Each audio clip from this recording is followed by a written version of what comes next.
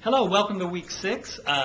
Thanksgiving this week coming up. I know you're very busy with your families and everybody, so I know you have a lot of work to do this week too, so I appreciate you powering it out, getting this done. I hope I've given you an extra day to post your for this week's group, to post actually 2 days to Friday, so you have to, everybody in the class has to really respond on Friday, Saturday, Friday night starting at 9 o'clock, Saturday and through Sunday at 11:55 to get these posts done in time. So hang in there and get that done. We're wrapping up the course soon, so it's going to be through with. It's been a lot of fun. We've learned a lot. I appreciate all the hard work.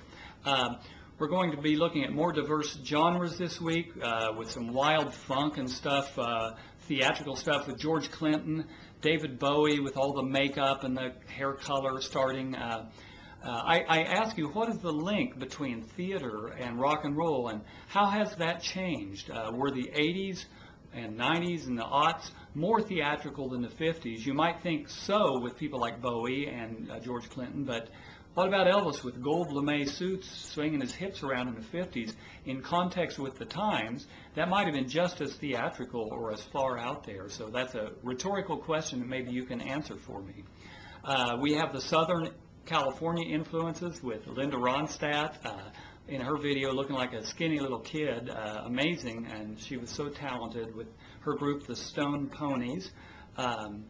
We have Bonnie Raitt, who's sounded in the 1977 footage that I think I've got there, so much like she still sounds, and that's been 32 years ago, if you can believe that. I think she was 27 or something like that in that video.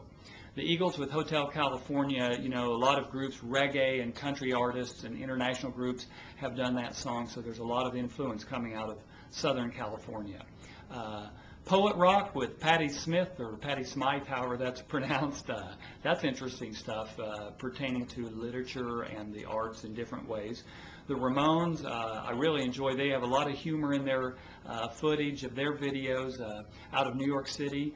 And they were highly influential over the Sex Pistols and others in England when they went over there and performed it. It just revolutionized music going across the Atlantic the other direction. And within Ramones, two of the Ramones were completely polarized in terms of left-wing and right-wing leanings. And you know, you might not think the Ramones were a right-wing band, but there was heavy right-wing and left-wing influence. There's a really good video you can go rent about the Ramones that describes what they went through as a band. Interesting, their political orientation. We get into a lot of intellectualism with the Talking Heads, which they imitated a lot of the soul and rhythm and blues with Al Green's Take Me to the River and brought it into more of an intellectual, heady kind of realm and an art realm. Love the disco dance era footage with the YMCA song. It's amazing to watch that now and the innovations that were part of that era.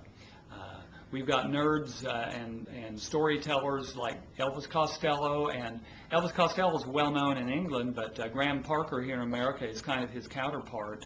He had a fabulous record called Squeezing Out Sparks, and maybe not quite as well known as Costello, but still a storyteller, nerdy, kind of intellectual type. Bruce Springsteen's a great storyteller. And then you've got Johnny Rotten, of course, and the Sex Pistols. Some very entertaining stuff. Hey, have a good Thanksgiving, and hang in there. Hope you get all your work done acceptably. We've got a lot of flexibility on that final group presentation. You can even make up your own project, I believe, so you just give me a holler if I can help define things for you and make it work for you. All right, thank you. Have a good Thanksgiving.